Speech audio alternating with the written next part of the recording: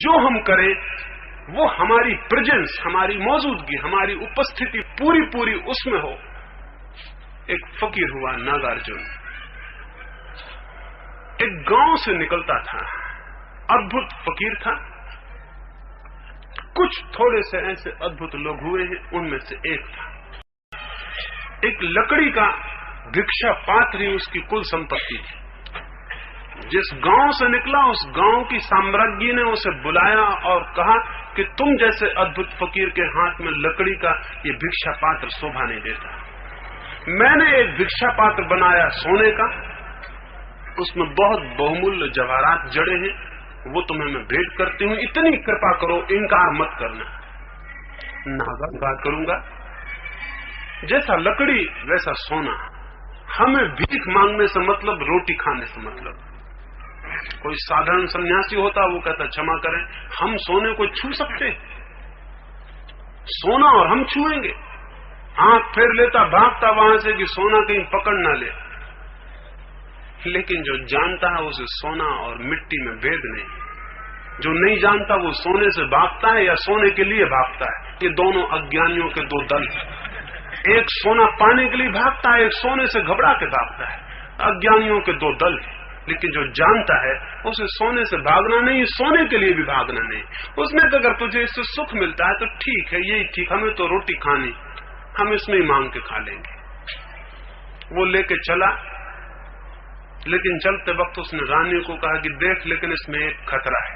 लकड़ी का था तो कोई चुराता नहीं था, इसको कोई ना कोई ले जाएगा। थोड़ी देर में हम बिना पात्र के हो जाएंगे, तो इतना ख्याल रखना, मेरा पात्र फेंक मत देना, कल मैं उसको मांग लूंगा। रानी ने कहा कि इतने जल्दी? उसने कहा बहुत मुश्किल है ये पात्र मेरे पास बचे। वो वहां से निकला, लेकिन गांव में एक नंगा आदमी एक सोने का चमकता हुआ पात्र, उसमें जवाहरात जड़े हुए हैं, तो सबकी आंखें गई। गांव का जो बड़ा चोर था वो पीछे हो लिया। नागार्जुन ने बार बार उसके पैर की आवाज सुनी। उसने कहा कि ठीक है, जिसको चाहिए वो आ गया। वो गांव के बाहर एक खंडहर में ठहरा हुआ था। वहां न कोई द्वार थे, न खिड़की थे, न कोई दरवाजा था। वो अंदर गया, दोपहर का वक्त था, वो भोजन करके दोपहर को सो जाएगा। उसने सोचा कि वो आदमी तो आ ही गया है। वो बाहर आके दीवार के पीछे छिप के बैठ गया। उसने सोचा ऐसे व्यर्थ बाहर बिठाए रखूं, दोपहरी है, मैं तो भीतर बैठा हूं, वो धूप में बैठा हुआ है। फिर थोड़ी बहुत देर में ले ही जाएगा, तो इतनी देर बिठाने का पाप मैं क्यों मोल लूं। और फिर जिसे ले ही जाना है उसे दे देना उचित, कम से कम दान का तो मजा रहेगा और उसको भी चोरी का कष्ट न होगा। उसने पात्र को उठाया, खिड़की के बाहर फेंक दिया। वहां पात्र गिरा तो चोर हैरान हो गया। पहले हैरान था, एक नंगा फकीर और हाथ में लाखों की कीमत की चीज लिए हो। अब और हैरान हुआ कि इस पागल ने फेंक क्यों दिया। उसे कुछ बड़ा हैरानी हुई। अभी तक तो सोच रहा था कि इसको ले पा जाऊंगा तो बहुत कुछ मिल जाएगी, बहुत उपलब्धि हो जाएगी। अब ऐसा लगा कि एक आदमी ने जब इसे फेंक दिया तो इसको मैंने पा भी लिया तो कौन सी उपलब्धि हुई। जब ऐसे लोग भी जमीन पर हैं जो इसे फेंक सकते हैं और मैंने पा भी लिया तो कौन सी उपलब्धि हुई। जरूर इससे भी ऊपर कोई उपलब्धि की चीजें होनी चाहिए, नहीं तो इसको फेंकने वाले लोग नहीं हो सकते। वो उसने कहा कि मैं जरा भीतर, उसने खिड़की से खड़ा होकर कहा कि भिक्षु मैं धन्यवाद करता हूं, मैं आया था चोरी करने, तुमने भेंट कर दिया। क्या इतनी आज्ञा और दोगे कि मैं भीतर आऊं और 5 क्षण तुम्हारे पास बैठ जाऊं। नागार्जुन ने कहा मित्र, इसीलिए पात्र बाहर फेंका कि तू भीतर आ सके। तू भीतर तो आता, लेकिन चोर की तरह आता तो तेरा चित्त भीतर ना आ पाता, तेरा चित्त बाहर रहता। घबराया हुआ आता चित्त तेरा बाहर ही जाने का रहता, लेता और भागता। अब तू आएगा तो निश्चिंत आ सकता है, तुम भीतर आ जाओ। वो चोर भीतर आया। यह आदमी अद्भुत था, हैरानी का था। वो बैठा, उसने पूछा कि कई बार मेरे मन में भी होता है कि ऐसी समता, ऐसी शांति, ऐसा आनंद, ऐसा अद्भुत अपरिग्रह मुझे भी कभी उपलब्ध हो, लेकिन मैं हूं चोर और इस नगर में बड़े से बड़ा चोर, और सभी साधु मुझे जानते हैं क्योंकि चोरों और साधुओं का गहरा संबंध है। वो एक दूसरे के दुश्मन है, तो सभी साधु मुझे जानते हैं जब भी मैं उनके पास जाता हूं तो वो मुझे पहला उपदेश यही देते हैं कि तू चोरी छोड़, तब फिर कुछ हो सकता है। ये मुझसे छूटती नहीं, इसलिए बात वहीं रुक जाती है। आप कुछ अद्भुत मालूम पड़ते हैं। क्या आपसे मैं पूछूं कि क्या मेरे जीवन में भी कोई क्रांति हो सकती है? क्या मैं भी कभी उस दशा को पा सकता हूं जो आपको है? नागार्जुन ने कहा, पहली तो बात तू ये समझ ले कि अब तक तू किसी साधु के पास नहीं गया, क्योंकि साधु को चोरी से क्या मतलब? वो क्यों कहेगा कि चोरी छोड़? साधु को चोरी से मतलब ही नहीं है। मैं तुझसे नहीं कहूंगा कि चोरी छोड़, क्योंकि मैं जानता हूं कि जैसा तेरा अंतःकरण है वैसा तेरा आचरण है। आचरण में चोरी है तो अंतःकरण में भूल है। सवाल आचरण का नहीं, सवाल अंतःकरण का है। अंतःकरण ठीक होगा, आचरण बदलेगा। मैं तुझसे नहीं कहता कि तू चोरी छोड़, तू चोरी खूब कर। मैं तुझसे सिर्फ एक बात कहता हूं, चोरी तू होश पूर्वक कर। तो अजीब शिक्षा थी। नागार्जुन ने उससे कहा कि तू चोरी होश पूर्वक कर। जैसे ही मूर्छा आए तो चोरी मत करना, होश पूर्वक करना। अगर तू किसी का दरवाजा तोड़े तो बहुत सजग होकर तोड़ना, और तेरा चित्त वहीं रहे, तेरा ध्यान वहीं रहे कि मैं दरवाजा तोड़ रहा हूं। जब तू भीतर जाए और तिजोरी खोले तो तेरा ध्यान पूरा का पूरा तिजोरी तोड़ने में रहे, और जब तू रुपए निकाले तो तेरा ध्यान पूरा का पूरा रुपए निकालने में रहे। बस इतना तू करना, इससे तुझे चोरी में बड़ी कुशलता भी आ जाएगी, बड़ा ठीक से तू चोरी कर सकेगा, तेरा साहस भी बढ़ेगा और सब अच्छा होगा। तू जा। वो चोर ने पैर छुए, उसने कहा कि ऐसा उपदेशक मुझे कभी मिला नहीं। तो बड़ी अजीब बात आप कह रहे हैं, चोरी में कुशलता मेरी बढ़ाने के लिए उपाय बता रहे हैं, इससे क्या होगा? उसने कहा तू कभी कुछ हो तो मेरे पास आना। वो 10 दिन बाद आया, उसने पैर नागार्जुन के पकड़े और उसने कहा कि आपने मुझे धोखा दे दिया। जैसे ही मैं चोरी करने जाता हूं और होश से जाता हूं तो मेरे पैर आगे नहीं बढ़ते, होश से जाता हूं तो पैर आगे नहीं बढ़ते। और कल तो मैं एक भवन में घुस गया, निश्चित मूर्छा में घुस गया।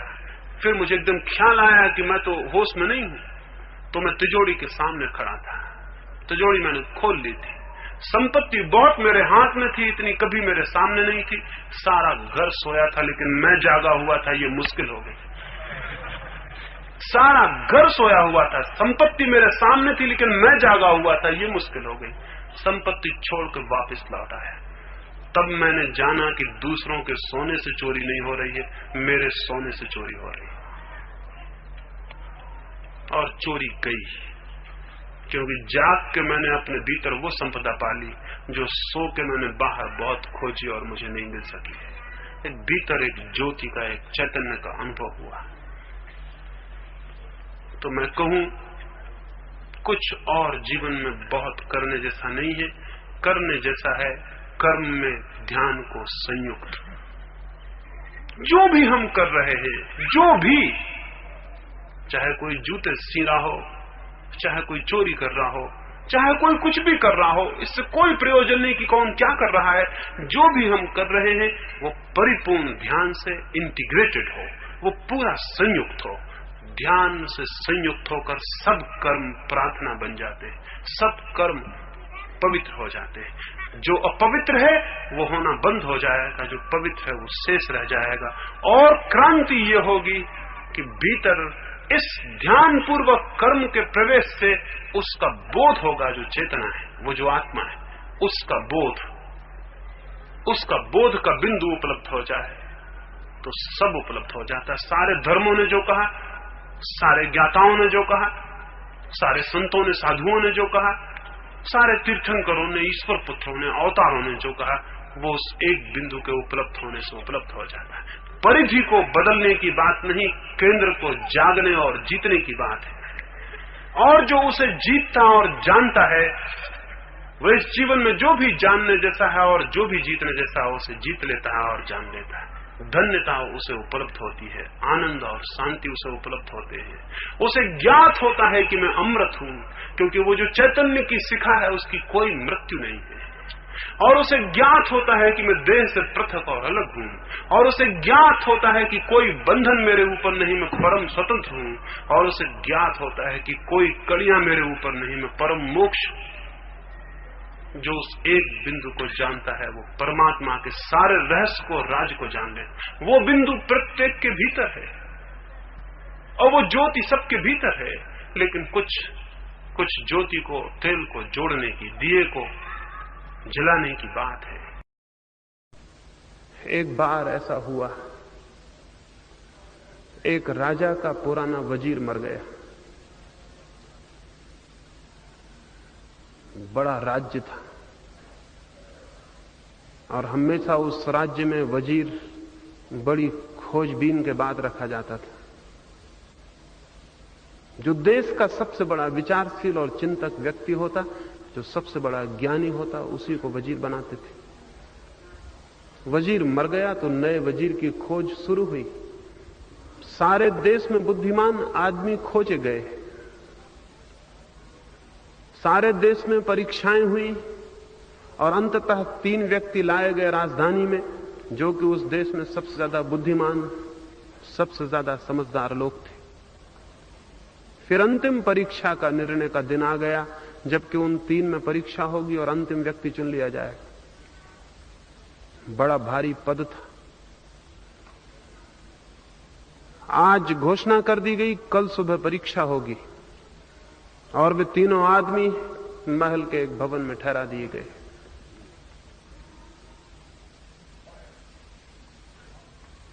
बड़ा आश्चर्य तो यह हुआ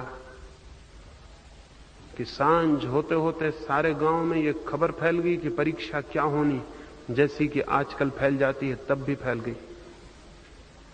सांझ होते होते पता चल गया कि परीक्षा क्या होनी। सारे गांव में चर्चा शुरू हो गई। एक अजीब परीक्षा राजा लेना चाहता था। उन तीनों व्यक्तियों को कल सुबह भवन के एक बड़े कक्ष में बंद कर दिया जाएगा और भवन के द्वार पर एक ताला लगा दिया जाएगा। वो ताला उस देश के यांत्रिकों, इंजीनियरों ने और गणितज्ञों ने निर्मित किया था। उस ताले में कोई चाबी नहीं लगती थी। उस ताले पर कुछ अंक लिखे हुए थे गणित के, और उन अंकों में एक पहेली थी। जो उस अंकों की पहेली को हल कर सकता था वही ताले को खोल सकता था। बस वो अंकों की पहेली हल करके ठीक बैठ जाती, ताला खुल जाता। वो गणित और यांत्रिक इंजीनियरों ने उस ताले को निर्मित किया था। सारे गांव में खबर फैल गई कि कल उन तीनों को बंद कर दिया जाएगा और सामने ताला लगा दिया जाएगा जिसकी कोई चाबी नहीं है। तो जो गणित की पहेली को हल कर सकेगा, जो उस ताले पर खुदी हुई है, वो ताले को खोलने में समर्थ हो जाएगा, और जो सबसे पहले द्वार को खोल के बाहर आ जाएगा वही वजीर बन जाएगा। सांझ ही ये पता चल गया। उन तीनों लोगों को भी पता चल गया। उनमें से 2 भागे हुए बाजार गए और गणित पर तालों के संबंध में जो भी किताबें मिल सकती थी वे ले आए। उन्होंने रात भर अध्ययन किया। रात भर का मौका था, रात भर की बात थी। फिर जीवन भर के लिए बड़ी भारी विजय मिलने को थी। लेकिन उन 3 में से एक बहुत अजीब था। वो न तो कहीं गया, न वो कोई किताब लाया, बल्कि वो सांझ से ही ओढ़कर सो गया। उन 2 ने समझा कि मालूम होता है उसने भय के कारण परीक्षा में न बैठने का निर्णय कर लिया, या हो सकता है उसे विश्वास न आता हो कि जो खबर उड़ी है वो सच है। लेकिन फिर भी कोई भी मौका खोना ठीक न था। वे दोनों रात भर अध्ययन करते रहे। उन्होंने गणित और तालों के संबंध में जो भी साहित्य था सारा देख डाला। सुबह होते होते वो उस जगह पहुंच गए जहां अक्सर परीक्षार्थी पहुंच जाते हैं। उनसे अगर आप पूछते कि 2 और 2 कितने होते हैं तो वो घबरा के खड़े रह जाते। उन्हें बताना कठिन हो जाता। रात भर जागे थे और किताबें उनके मन में भर गई। अब छोटे छोटे उत्तर देना भी मुश्किल थे। लेकिन एक आदमी रात भर सोया रहा। सुबह उठा और वे तीनों राजमहल पहुंचे। बात सच थी, अफवाह ठीक थी।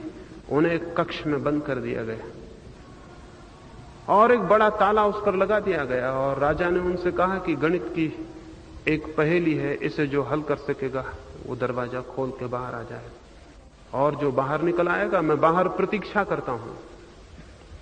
वही वजीर बन जाएगा जो पहले बाहर आएगा। दरवाजा बंद करके राजा बाहर चला गया। वे दोनों व्यक्ति जो रात भर पढ़ते रहे थे, अपने वस्त्रों में थोड़ी सी किताबें छिपा के ले आए थे। आजकल के ही विद्यार्थी लाते हों ऐसा नहीं, ये तो कोई 2000 वर्ष पुरानी बात है। आदमी हमेशा एक जैसा रहा है, कोई बहुत फर्क नहीं है। तो कोई ये ना समझे कि हम बहुत समझदार हो गए हैं, परीक्षाओं में किताबें ले जाते।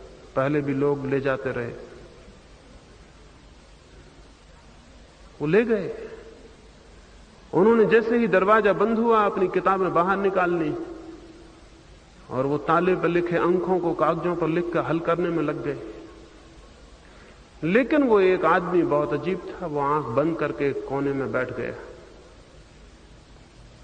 वे दोनों उस पर हंसे कि मालूम होता है ये पागल है, कुछ करो तभी तो कुछ हो सकेगा। मालूम होता था कि वो घबरा गया है और इसलिए अब वो कुछ करने को राजी नहीं। मालूम होता था उसने तैरना छोड़ दिया, मालूम होता था वो प्रतिस्पर्धा के बाहर हो गया है। लेकिन उसकी आंखें बड़ी शांत थी, उसका चेहरा बड़ा शांत था, वो उद्विग्न नहीं मालूम पड़ता था। वो शांत बैठा रहा। अचानक उठ के खड़ा हुआ, उसे कोई बात दिखाई पड़ी। वो उठा और उसने जाके दरवाजे को धीरे से धक्का दिया। दरवाजा खुल गया। दरवाजे में ताला लगाया नहीं गया था। वो बाहर निकल गया। वो जो किताबों में खोज रहे थे खोजते रहे, उन्हें ये भी पता नहीं चला कि तीसरा आदमी बाहर हो गया। जो लोग किताबों में डूबे रहते हैं वो जिंदगी को देखने से वंचित रह जाते हैं। उन्हें तो तभी पता चला जब राजा उस आदमी को लेकर भीतर आया और उसने कहा कि बंद करो अपनी किताबें, क्योंकि जिस आदमी को बाहर होना था वो बाहर हो गया। वो तो चौंक कर रह गए। उन्होंने पूछा कि तुम कैसे बाहर हुए? राजा ने कहा ताला लगाया नहीं गया था, क्योंकि वही ताला खोलने में बहुत कठिन होता है जो लगाया गया न हो। जो लगा हो वो खोला जा सकता है, लेकिन जो न लगा हो उसे खोलना बहुत कठिन हो जाता है।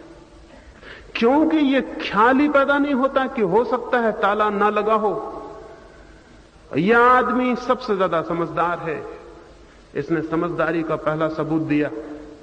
इसने ताले पर लिखे अंकों को हल करने की बजाय सबसे पहले यह देखना चाहा कि ताला लगा भी है या नहीं। वही आदमी सबसे ज्यादा समझदार है जो किसी समस्या को हल करने के पहले ये तो देख ले कि समस्या है भी या नहीं। तो यह आदमी देश का सबसे समझदार आदमी है। हमें से वजीर बना देते।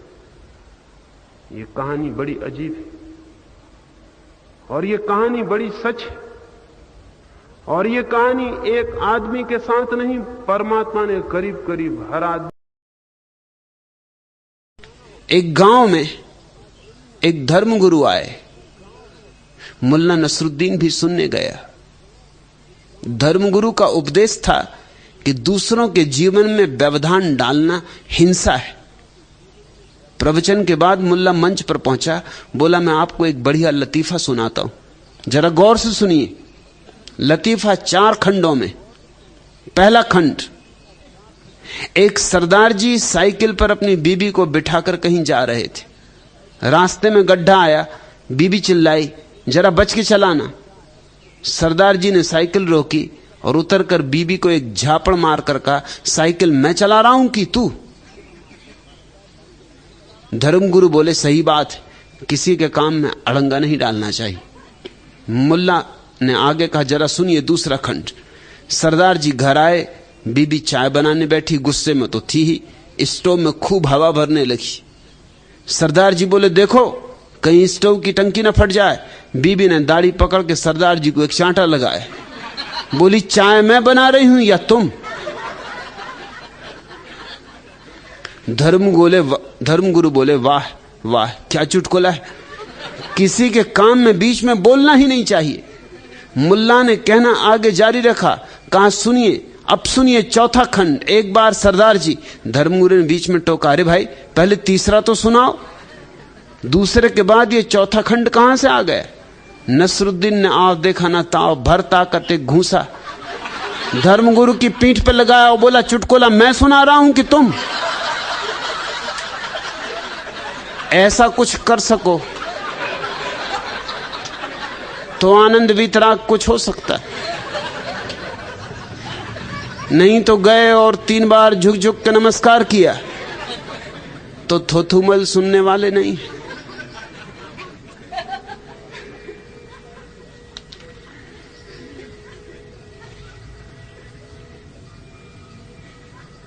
और जाना उचित है, क्योंकि ऐसे लोगों को लोग अगर जा जा के कहने लगे तो शायद कभी न कभी बोध आए। बुरे तो नहीं है ये लोग, सिर्फ भ्रांत हैं। आकांक्षा तो इनकी शुभ ही है, तभी तो त्याग किया, पलायन किया, घर छोड़ दिया, मुनि हुए। एक गांव में जहां कोई 1000 लोग रहते थे, एक बहुत बड़े सदगुरु का निकलना हुआ था। उस गांव के एक व्यक्ति ने आके उनको कहा, आप इतने लोगों को सत्य के संबंध में समझाते हैं, इतने लोगों को मोक्ष के संबंध में बताते हैं, कितने लोगों को मोक्ष उपलब्ध हुआ है, कितने लोगों को सत्य मिला। उस फकीर ने कहा, एक काम करो, कल सुबह तुम आना और फिर हम उत्तर देंगे। वो कल सुबह आया। उस फकीर ने कहा, तुम गांव में जाओ और सारे लोगों से पूछना कि कौन व्यक्ति क्या चाहता है और एक फेरिस्त बना के मेरे पास आ जाना। वो आदमी गांव में गया, 1000 लोग वहां रहते थे। उसने सुबह से सांझ तक एक एक आदमी को मिलकर पूछा कि तुम्हारी आकांक्षा क्या है, और सांझ को वो पूरी फेरिस्त बना के आया। उस फकीर ने पूछा, इस फेरिस्त में कोई आदमी सत्य को भी चाहता है? उसमें एक भी आदमी नहीं था जो सत्य को चाहता हो। धन को चाहने वाले थे, यश को चाहने वाले थे, पुत्र पुत्रियों को चाहने वाले थे, और सारे चाहने वाले थे। उन 1000 लोगों में से एक ने भी नहीं लिखा था कि मैं सत्य को चाहता हूं। तो उस फकीर ने कहा, अगर लोग सत्य को ना चाहते हो तो सत्य उन्हें दिया नहीं जा सकता है। सत्य किसी को भी दिया नहीं जा सकता है। स्मरण रखिए, मैं आपको पानी तो दे सकता हूं, लेकिन प्यास कैसे दूंगा? और पानी अगर दे भी दूं और प्यास ना हो तो उस पानी में अर्थ क्या होगा? तो दुनिया में बहुत लोगों ने, जिन्होंने जाना है, अपनी बात कही है, लेकिन उनकी बात पानी है। आप में प्यास हो तो उसमें अर्थ होगा, आप में प्यास ना हो तो व्यर्थ हो जाएगी। सत्य की जिज्ञासा में पहली शर्त है प्यास होनी चाहिए। और प्यास का पता कैसे चलेगा?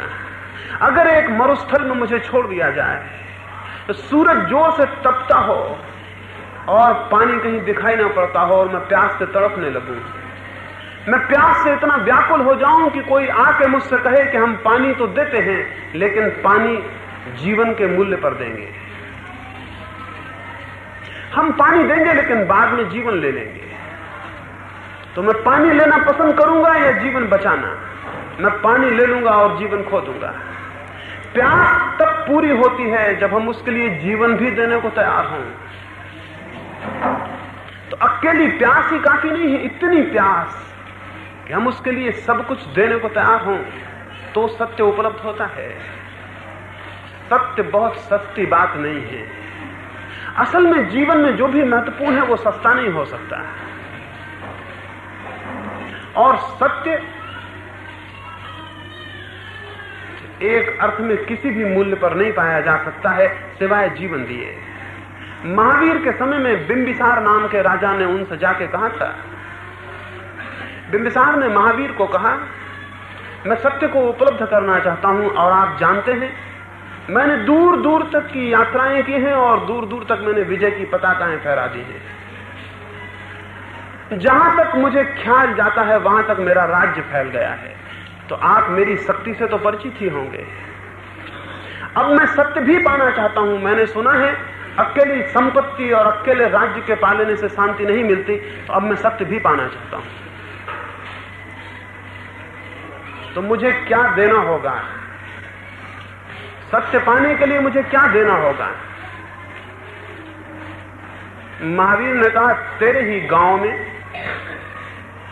एक अत्यंत साधारण मनुष्य रहता है, तू उसके पास जा और उस मनुष्य से कहना कि अपना एक ध्यान का जो पुण्य है वो मुझे दे दे। एक ध्यान का पुण्य, एक सामायिक का पुण्य, एक समाधि का पुण्य, और जो मूल्य वो मांगे दे देना। वो बिंबिसार गया उस साधारण नागरिक से, उसने कहा, जो चाहते हो ले लो, मुझे तुम्हारे एक ध्यान का पुण्य चाहिए। वो बहुत हैरान हुआ। उसने कहा, बड़ी मुश्किल है, मैं अपने प्राण दे सकता हूं लेकिन अपना ध्यान नहीं दे सकता। इसलिए नहीं कि मैं नहीं देना चाहता, इसलिए कि देने का कोई उपाय नहीं है।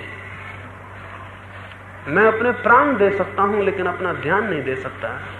इसलिए नहीं कि नहीं देना चाहता, बल्कि इसलिए कि देने का कोई उपाय नहीं है। मैं आपको प्रेम तो कर सकता हूं लेकिन अपना प्रेम नहीं दे सकता। यानी मैं वो क्षमता नहीं दे सकता आपको कि आप प्रेम करने लगे। कोई व्यक्ति अपने आनंद की ज्योति तो आपके ऊपर फेंक सकता है लेकिन अपना आनंद नहीं दे सकता कि आप आनंदित हो जाएं। दिया आपको प्रकाशित तो कर सकता है लेकिन आपके भीतर जाके दिया नहीं बन सकता। कुछ है जो नहीं दिया जा सकता, और जो नहीं दिया जा सकता वही मूल्यवान है। जो दिया जा सकता है वो 2 कौड़ी का है। इस जगत में 2 ही तरह की चीजें हैं। एक वे चीजें हैं जो दी जा सकती हैं, जो बाजार में बेची जा सकती हैं, जिनको खरीदा जा सकता है, जिनको बेचा जा सकता है, जिनका कोई मूल्य निर्धारित हो सकता है। कमोडिटीज, सामग्रियां हैं, वस्तुएं हैं। और एक और तरह की भी चीजें हैं जिनका कोई बाजार नहीं हो सकता, जिनको दिया नहीं जा सकता, जिनको बांटा नहीं जा सकता, जिनको खरीदा नहीं जा सकता। बस 2 ही तरह की चीजें हैं दुनिया में। जो पहली तरह की चीजों में अपने जीवन को गंवा देता है वो बिल्कुल व्यर्थ गंवा देता है। जो दूसरी तरह की चीजों को पैदा करने में लगा है वो संपदा को उपलब्ध होगा, वो संपत्ति को उपलब्ध होगा, उसे कुछ मिलेगा, उसे कोई आधार मिलेगा और कोई आनंद और कोई आलोक उपलब्ध होगा। पहली तरह की चीजों को हम वस्तुएं कहते हैं, दूसरी तरह की चीजों को हम अनुभूतियां कहते हैं। धर्म का संबंध वस्तुओं से नहीं, अनुभूतियों से है। धर्म का संबंध अनुभूतियों से है। अनुभूतियां भी कमाई जाती हैं।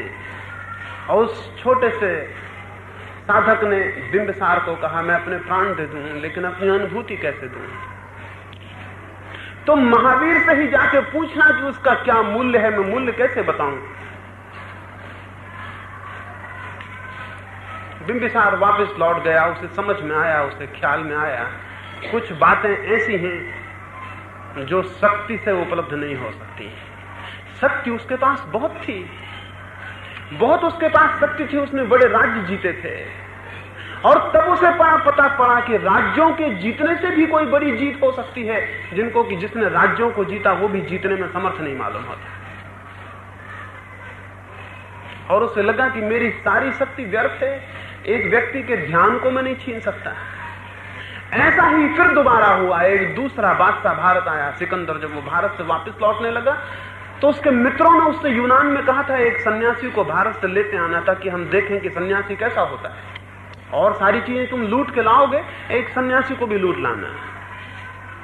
सिकंदर जब सारी लूट का सामान लेके लौटने लगा और सैकड़ों मील उसका काफिला था, जिसमें जो भी बहुमूल्य उसे भारत में दिखाई दिया उसे वो लाद के ले जा रहा था, तब अंतिम सीमा पर उसे याद आया एक सन्यासी रह गया। सन्यासी का कोई ख्याल नहीं आया। उसने गांव के लोगों को बुला के पूछा, यहां कोई आसपास सन्यासी है? मैं उसे अपने साथ ले जाना चाहता हूं। गांव में एक वृद्ध ने कहा, सन्यासी तो बहुत मिल जाएंगे, लेकिन जिनको तुम लूट सको, जिनको तुम ले जा सको, समझना कि वो सन्यासी नहीं है, क्योंकि सन्यासी को ले जाना मुश्किल है। सिकंदर बोला, तुम्हें मेरी ताकत का पता नहीं। मैं अगर हिमालय को कहूं कि चलो तो हिमालय को मेरे साथ चलना होगा। अगर मैं इस पूरे मुल्क को कहूं कि चलो यूनान, तो इस पूरे मुल्क को एक कोने से दूसरे कोने तक चलना होगा। वो वृद्ध हंसने लगा। उसने कहा, तुम्हें सन्यासी का पता नहीं, अभी तुमने वो चीजें जीती हैं जो हार जाती हैं, अभी तुम्हें उस आदमी से मुकाबला नहीं हुआ जो हार जानता ही नहीं। खैर खोज की गई और थोड़े ही फासले पर एक पहाड़ और नदी के किनारे एक सन्यासी का पता चला जो वर्षों से वहां था।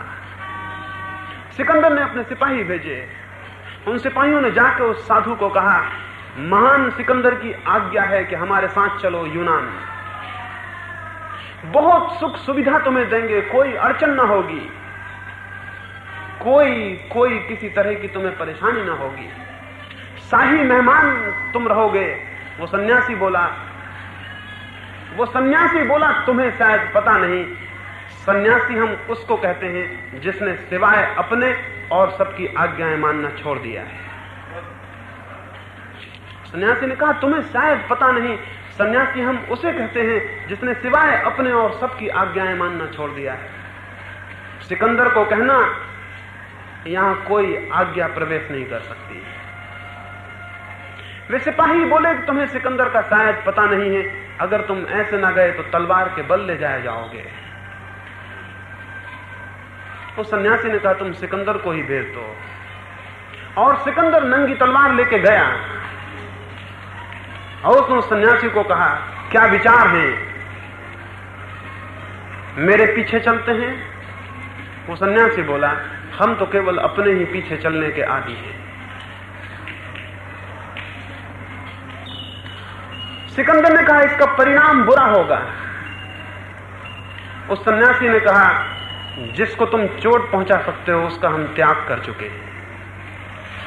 सन्यासी ने कहा जिसको तुम चोट पहुंचा सकते हो उसका हम त्याग कर चुके हैं।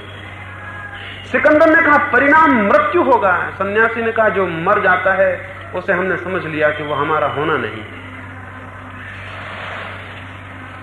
और जिसे तलवार काट सके और जिसे आग जला सके वो हमारी सत्ता नहीं, हम उससे पीछे हट गए हैं। और अगर तुम्हारी मर्जी हो तो काटो, तुम भी देखोगे सिर को गिरते हुए और हम भी देखेंगे। उसने कहा तुम भी देखोगे इस सिर को गिरते हुए और हम भी देखेंगे, क्योंकि जो हमारा प्राण है, जो हमारी आत्मा है, वो इसके पीछे है और इसकी साक्षी हो सकती है।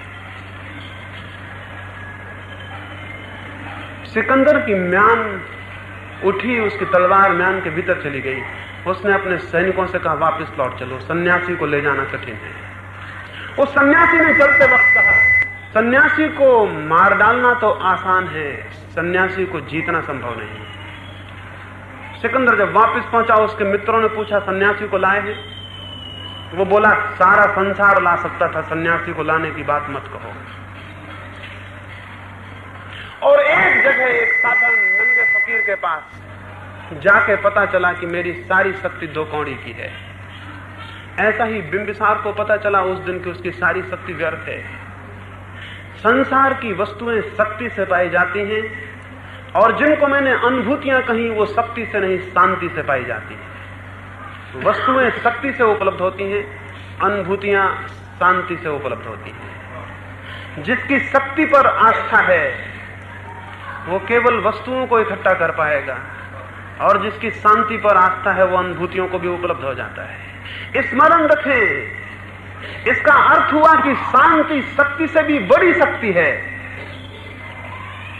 इसका अर्थ हुआ कि शांति शक्ति से भी बड़ी शक्ति है। सबसे बड़े शक्तिशाली वे हैं जिन्हें आप अपनी शक्ति दिखाने के लिए प्रलोभित नहीं कर सकते। सबसे बड़े शक्तिशाली वे हैं जिन्हें आप शक्ति का प्रदर्शन करने के लिए उत्तेजित नहीं कर सकते। सबसे बड़े शक्तिशाली वे हैं जो उस सीमा तक शांत हो गए हैं कि उन्हें अशांत करने का उपाय संसार के हाथ में कोई भी नहीं रह जाता है। शांति अद्भुत शक्ति है, एक बहुत दूसरे लोक की शक्ति है, और शांति भूमिका है सत्य को पाने की। जो शांत नहीं है वो सत्य को नहीं पा सकता है। अष्टावक्र के संबंध में दूसरी बात जो ज्ञात है वो है जब वे 12 वर्ष के थे। बस 2 ही बातें ज्ञात हैं। तीसरी उनकी अष्टावक्र गीता है, या कुछ लोग कहते हैं अष्टावक्र संहिता। जब वे 12 वर्ष के थे तो एक बड़ा विशाल शास्त्रार्थ जनक ने रचा। जनक सम्राट थे और उन्होंने सारे देश के पंडितों को निमंत्रण दिया और उन्होंने 1000 गायें राजमहल के द्वार पर खड़ी कर दी और उन गायों के सींगों पर सोना मढ़ दिया और हीरे जवाहरात लटका दिए और कहा जो भी विजेता होगा वो इन गांवों को हाँक के ले जाए। बड़ा विवाद हुआ। अष्टावक्र के पिता भी उस विवाद में गए। खबर आई सांझ होते होते कि पिता हार रहे हैं। सबसे तो जीत चुके थे, वंदन नाम के एक पंडित से हारे जा रहे हैं। ये खबर सुन के अष्टावक्र भी राजमहल पहुंच गया। सभा सजी थी। विवाद अपनी आखिरी चरम अवस्था में था। निर्णायक घड़ी करीब आती थी। पिता के हारने की स्थिति बिल्कुल पूरी तय हो चुकी थी। अब हारे तब हारे की अवस्था थी। अष्टावक्र दरबार में भीतर चला गया। पंडितों ने उसे देखा। महापंडित इकट्ठे थे। उसका 8 अंगों से टेढ़ा मेढ़ा शरीर, वो चलता तो भी देख के लोगों को हंसी आती। उसका चलना भी बड़ा हास्यास्पद था। सारी सभा हंसने लगी। अष्टावक्र भी खिल के हंसा। जनक ने पूछा, और सब हंसते हैं वो तो मैं समझ गया क्यों हंसते, लेकिन बेटे तू क्यों हंसा? अष्टावक्र ने कहा, मैं इसलिए हंस रहा हूं कि इन चम्हारों की सभा में सत्य का निर्णय हो रहा है। बड़ा आदमी अनूठा रहा होगा। ये चम्हार यहां क्या कर रहे हैं? सन्नाटा छा गया। चम्हार? सम्राट ने पूछा, तेरा मतलब? उसने कहा, सीधी सी बात है, इनको चमड़ी ही दिखाई पड़ती है, मैं नहीं दिखाई पड़ता। मुझसे सीधा साधा आदमी खोजना मुश्किल है, वो तो इनको दिखाई ही नहीं पड़ता। इनको आड़ा टेढ़ा शरीर दिखाई पड़ता है। ये चम्हार है, ये चमड़ी के पारखी। राजन, मंदिर के टेढ़े होने से कहीं आकाश टेढ़ा होता है?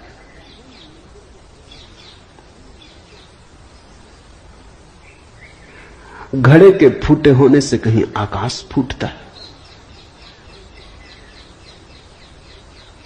आकाश तो निर्विकार है। मेरा शरीर टेढ़ा मेढ़ा है, लेकिन मैं तो नहीं। ये जो भीतर बसा है इसकी तरफ तो देखो। इससे तुम सीधा साधा और कुछ खोज ना सकोगे।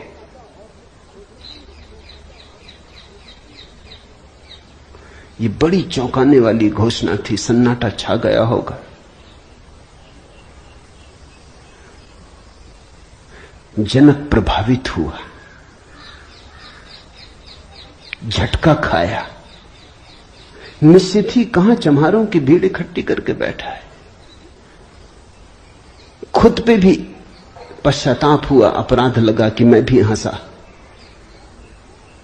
उस दिन तो कुछ न कहते बना, लेकिन दूसरे दिन सुबह जब सम्राट घूमने निकला था तो राह पर अष्टावक्र दिखाई पड़ा। उतरा, घोड़े से पैरों में गिर पड़ा। सबके सामने तो हिम्मत न जुटा पाया। एक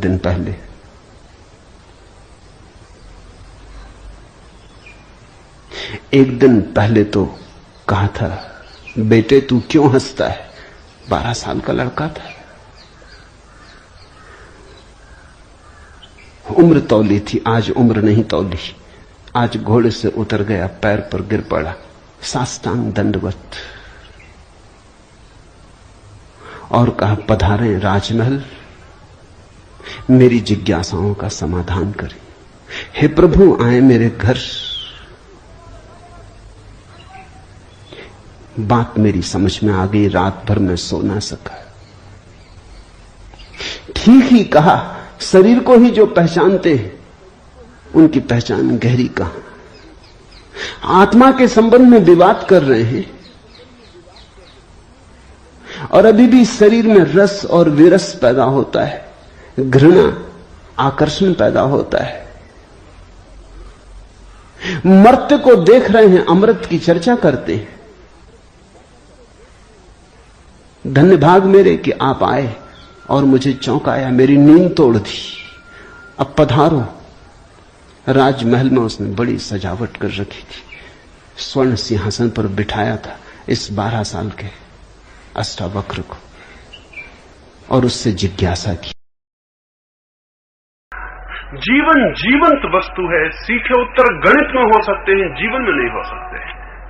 जीवन को जीने से जानना होता है। मैं एक छोटी सी कहानी मुझे स्मरण आती, वो आपसे कहूं। जापान में एक गांव में 2 मंदिर थे। एक दक्षिण का मंदिर कहलाता था, एक उत्तर का मंदिर कहलाता था। दोनों में बड़ी प्रतिस्पर्धा थी, बड़ा विरोध था। और आप जानते होंगे दुनिया में सभी मंदिरों में बड़ा विरोध है, बड़ी प्रतिस्पर्धा है। दुनिया में जितनी बड़ी शत्रुता मंदिर और मंदिर के बीच है, उतनी बड़ी शत्रुता किसी के बीच नहीं है। और दुनिया में जितनी शत्रुता और जितनी हिंसा मंदिर और मंदिर के कारण पैदा हुई है, और किसी चीज से पैदा भी नहीं हुई।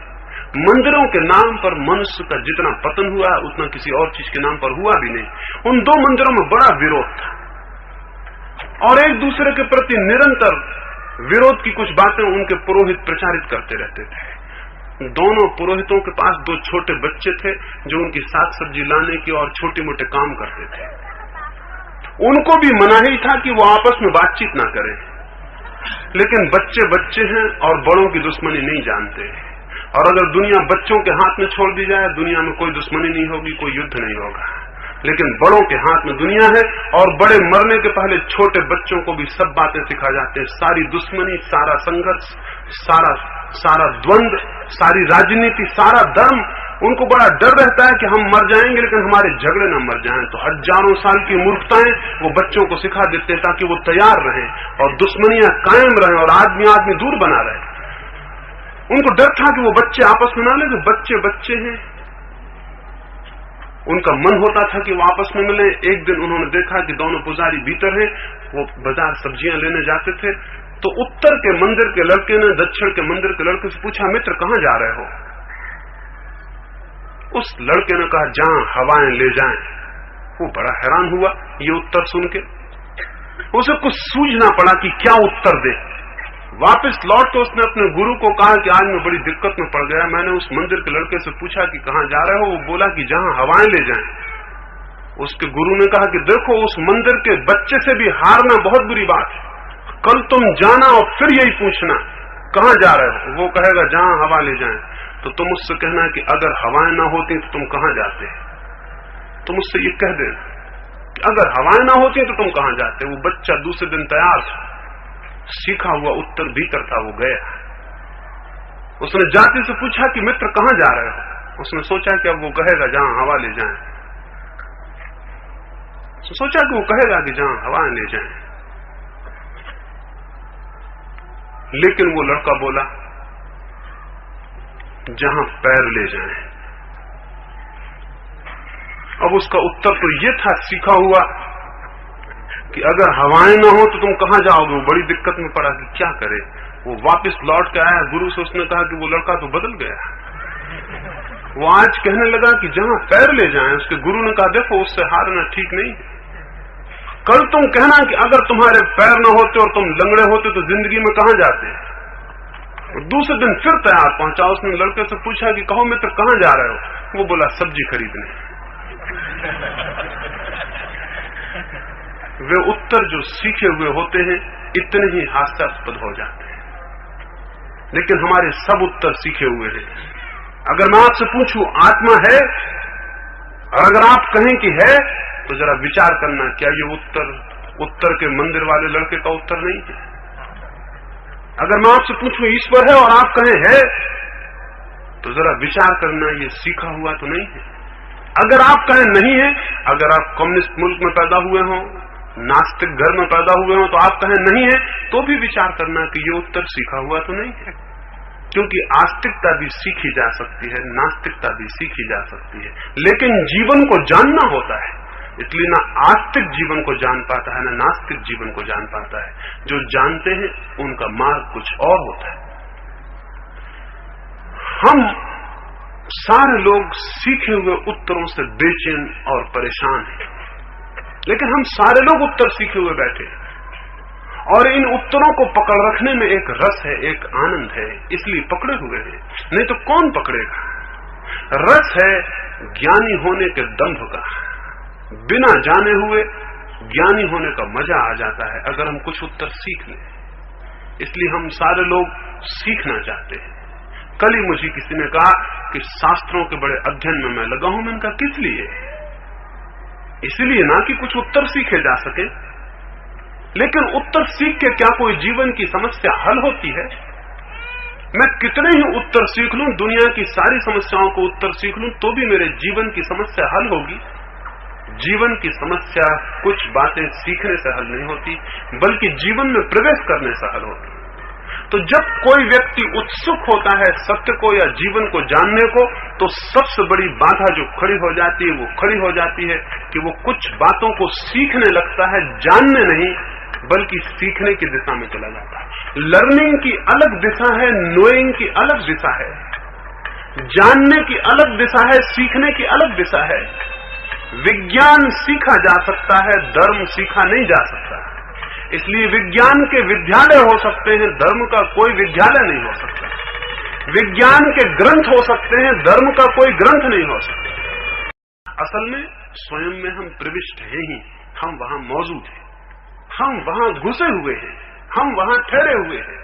इसलिए ज्ञान तो केवल स्वयं का हो सकता है, पर का केवल जानकारी हो सकती है, इंफॉर्मेशन हो सकती है, जानकारी हो सकती है, परिचय हो सकता है, लेकिन ज्ञान नहीं हो सकता। इसलिए पर के संबंध में शास्त्र हो सकते हैं, स्वयं के संबंध में कोई शास्त्र नहीं हो सकता। और स्वयं के संबंध में जो शास्त्र हैं उनसे उपद्रव, उनसे झंझट खड़ी हुई, उनसे कोई ज्ञान खड़ा नहीं हुआ है। स्वयं के संबंध में अगर हमने जानकारी की या लर्निंग की दिशा पकड़ ली तो हम गलत रास्ते पर चले गए। तो हो सकता है आप पंडित होकर समाप्त हो जाएं, लेकिन प्रज्ञा को उपलब्ध नहीं होंगे। प्रज्ञा का मार्ग, ज्ञान का मार्ग अन्यथा है। रमन महर्षि को किसी जर्मन विचारक ने आके पूछा कि मैंने बहुत शास्त्र पढ़े हैं, अब मैं और कौन से शास्त्र पढ़ूं कि मुझे ज्ञान उपलब्ध हो जाए? तो रमन ने कहा, कृपा करो, जिनको पढ़ा है उनको भूल जाओ, और अब कृपा करो, अब शास्त्रों पर दया करो, शास्त्रों को छोड़ो अगर स्वयं को जानना है।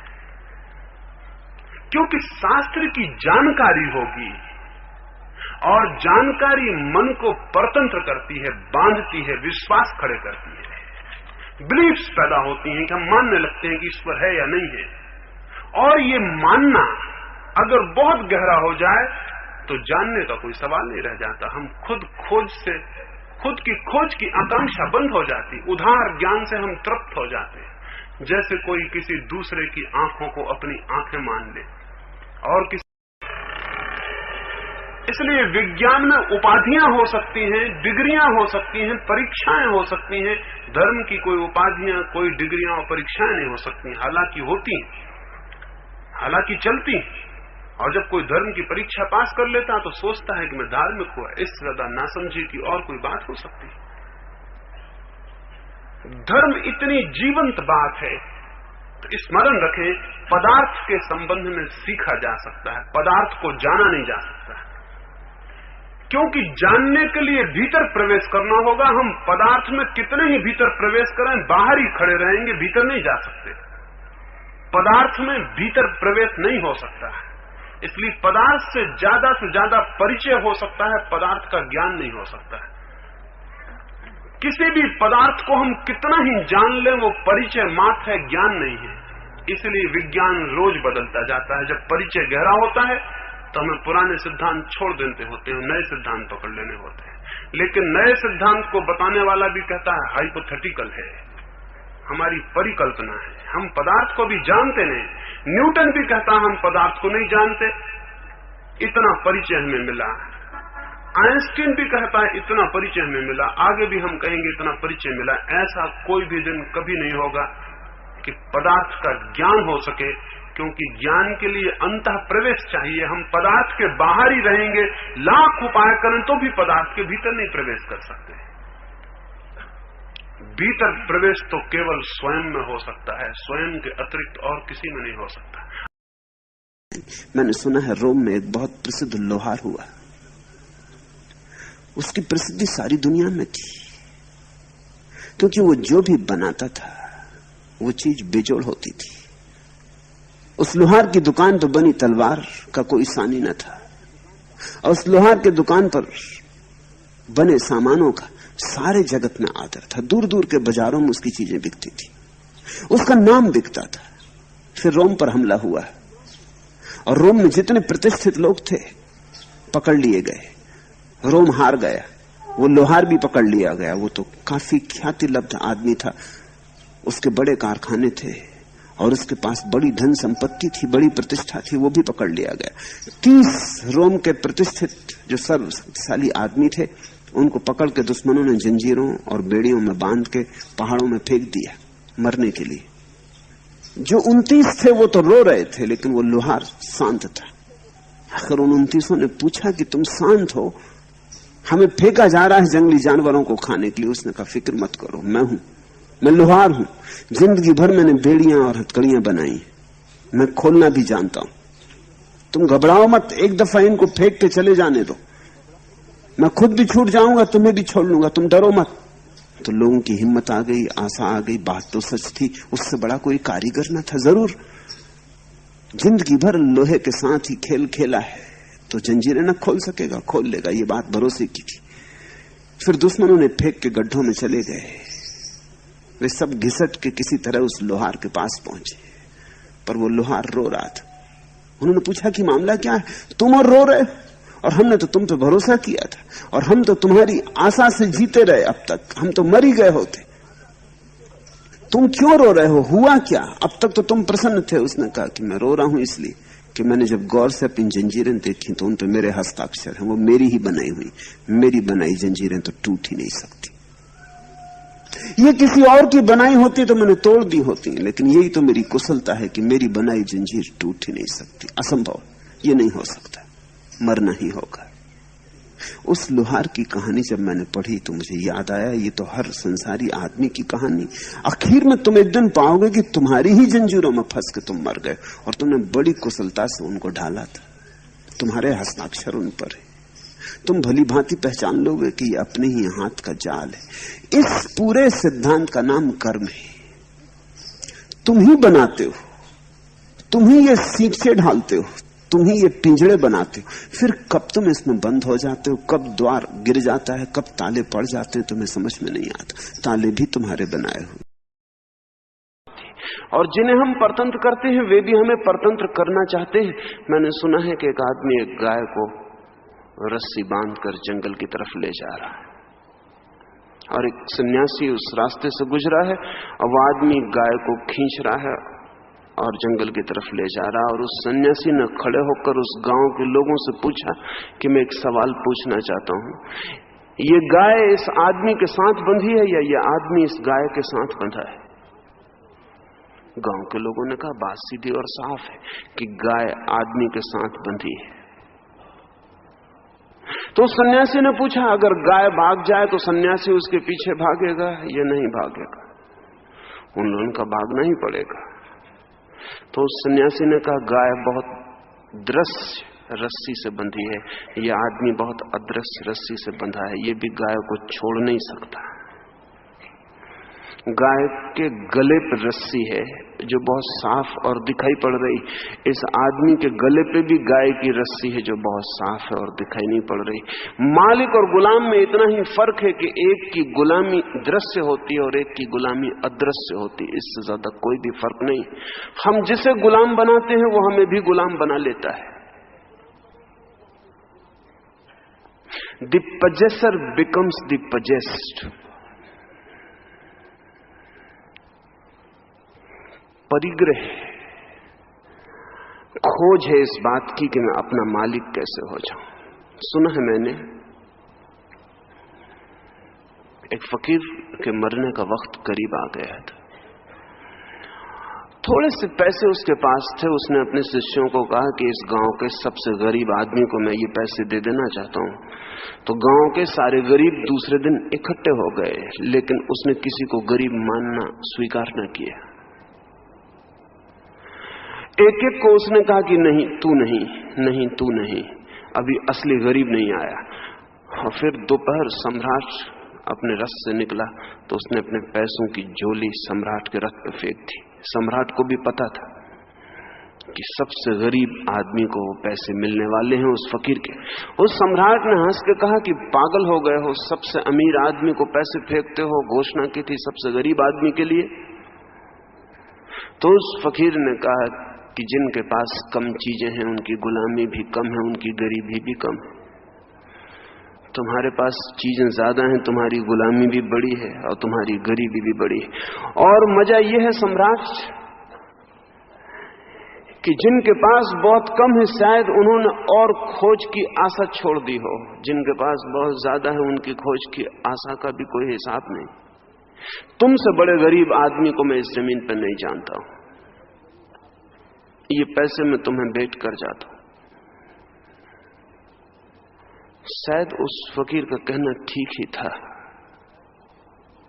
बड़े गुलाम वे ही हैं जिन्हें दूसरों के सम्राट होने का भ्रम पैदा हो जाता है।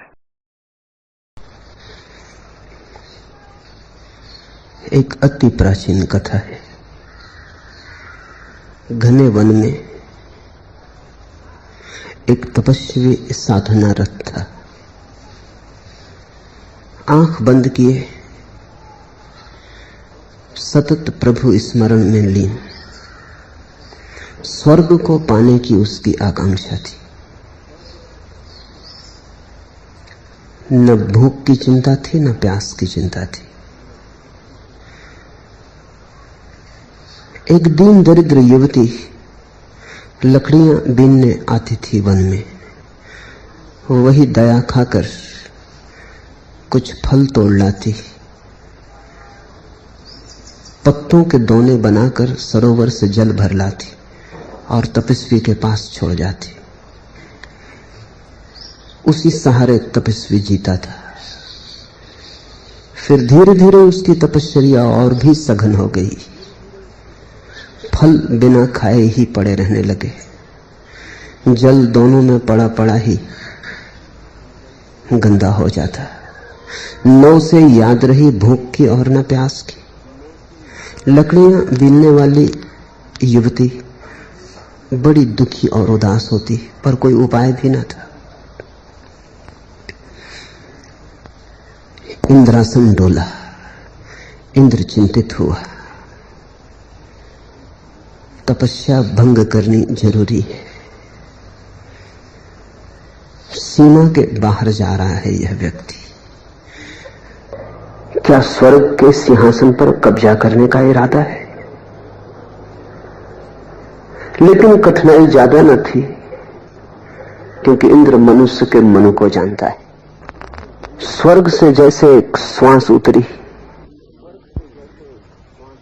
सुखी दीन दरिद्र काली कलूटी वह युवती अचानक अप्रतिम सौंदर्य से भर गई। जैसे एक किरण उतरी स्वर्ग से और उसकी साधारण सी जगह स्वर्ण मंडित हो गई। पानी भर रही थी सरोवर से तपस्वी के लिए। अपने ही प्रतिबिंब को देखा, भरोसा न कर पाई।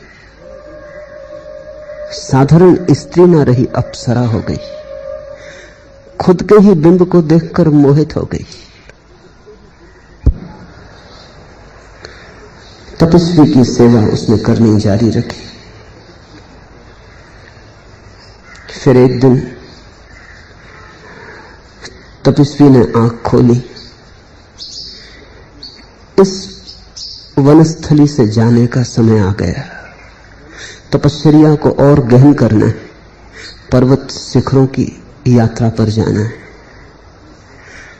उसने युवती से कहा कि मैं अब जाऊंगा, यहां मेरा कार्य पूरा हुआ, अब और भी कठिन मार्ग चुनना है, स्वर्ग को जीत कर ही रहना है। युवती रोने लगी, उसकी आंख से आंसू गिरने लगे। उसने कहा, मैंने कौन सा दुष्कर्म किया कि मुझे अपनी सेवा से वंचित करते हो? और तो कुछ मैंने कभी मांगा नहीं। तपस्वी ने सोचा, उस युवती के चेहरे की तरफ देखा।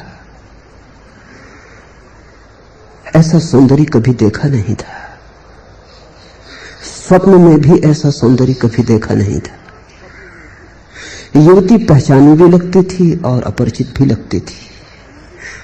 रूपरेखा तो वही थी, लेकिन कुछ महिमा उतर आई थी। अंग प्रत्यंग वही थे, लेकिन कोई स्वर्ण आभा से घिर गए थे, जैसे कोई गीत की कड़ी भूली बिसरी फिर किसी संगीतज्ञ ने बांसुरी में भर के बजाई हो। तपस्वी बैठ गया, उसने पुनः आंख बंद कर ली, वो रुक गया। उस रात युवती सो न सकी।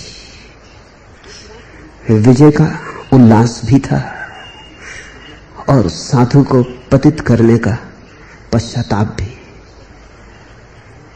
आनंदित थी कि जीत गई और दुखी थी कि किसी को भ्रष्ट किया, किसी के मार्ग में बाधा बन गई और कोई जो ऊर्ध्वगमन के लिए निकला था उसकी यात्रा को भ्रष्ट कर दिया। रात भर सो न सकी, रोई भी हंसी भी। सुबह निर्णय लिया, आके तपस्वी के चरणों में झुकी और कहा मुझे जाना पड़ेगा, मेरा परिवार दूसरे गांव जा रहा है। तपस्वी ने आशीर्वाद दिया कि जाओ, जहां भी रहो खुश रहो, मेरा आशीर्वाद तुम्हारे साथ। युवती चली गई। वर्ष बीते, तपस्या पूरी हुई। इंद्र उतरा, तपस्वी के चरणों में झुका और कहा स्वर्ग के द्वार स्वागत के लिए खुले। तपस्वी ने आंखें खोली और कहा स्वर्ग की अब मुझे कोई जरूरत नहीं। इंद्र तो भरोसा भी ना कर पाया कि कोई मनुष्य और कहेगा कि स्वर्ग की मुझे अब कोई जरूरत नहीं। इंद्र ने सोचा तब क्या मोक्ष की आकांक्षा इस तपस्वी को पैदा हुई है? पूछा क्या मोक्ष चाहिए? तपस्वी ने कहा नहीं, मोक्ष का भी मैं क्या करूंगा। तब तो इंद्र चरणों में सिर रखने को ही था कि यह तो आत्यंतिक बात हो गई, तपश्चर्या का अंतिम चरण हो गया जहां मोक्ष की आकांक्षा भी खो जाती। पर झुकने के पहले उसने पूछा मोक्ष के पार तो कुछ भी नहीं, फिर तुम क्या चाहते हो? उस तपस्वी ने कहा कुछ भी नहीं, वो लकड़ियां बीनने वाली युवती कहां है, वही चाहिए। हंसना मत, आदमी की ऐसी कमजोरी है। सोचना, हंसना मत, क्योंकि पृथ्वी का ऐसा प्रबल आकर्षण है। कहानी को कहानी समझ के टाल मत देना, मनुष्य के मन की पूरी व्यथा है। और ऐसा मत सोचना कि ऐसा विकल्प उस तपस्वी के सामने ही था कि युवती थी, स्वर्ग था, दोनों के बीच चुनना था। तुम्हारे सामने भी विकल्प वही है, सभी के सामने विकल्प वही है। या तो उन सुखों को चुनो जो क्षणभंगुर है, या एक सूफी फकीर औरत हुई राबिया। एक दिन सांझ को लोगों ने देखा कि वो अपने घर आके अंधेरे में कुछ खोजती। तो राहगीरों ने पूछा कि क्या बात है? उसने कहा मैं बूढ़ी औरत हूं, कपड़ा सीती थी, मेरी सुई गिर गई है, उसे मैं खोजना चाहती हूं। तो लोगों ने पूछा वो सुई गुमी कहां है? उसने कहा ये मत पूछे, मैं बहुत गरीब स्त्री हूं, मेरा अपमान न करे। उन्होंने कहा इसमें अपमान की कौन सी बात है, इस पूछने में कि सुई गुमी कहां है? उसने कहा मत पूछे, मेरे घर में कोई दिया नहीं है, सुई तो भीतर गुमी है। सांझ को कपड़ा सीती थी, सुई गिर गई, मैंने उसे खोजा, लेकिन तब तक सूरज डूब गया। बाहर की दहलान में थोड़ी रोशनी थी तो मैं खोजती हुई दहलान में आ गई, फिर मैंने दहलान में खोजा, तब तक सूरज बिल्कुल डूब गया। फिर सड़क पर रोशनी थी तो मैं सड़क पर खोजने आ गई। तो उसने कहा कि सड़क पर ही खोजें, क्योंकि घर में तो रोशनी नहीं है, मेरे पास कोई दिया नहीं है, कोई तेल नहीं है।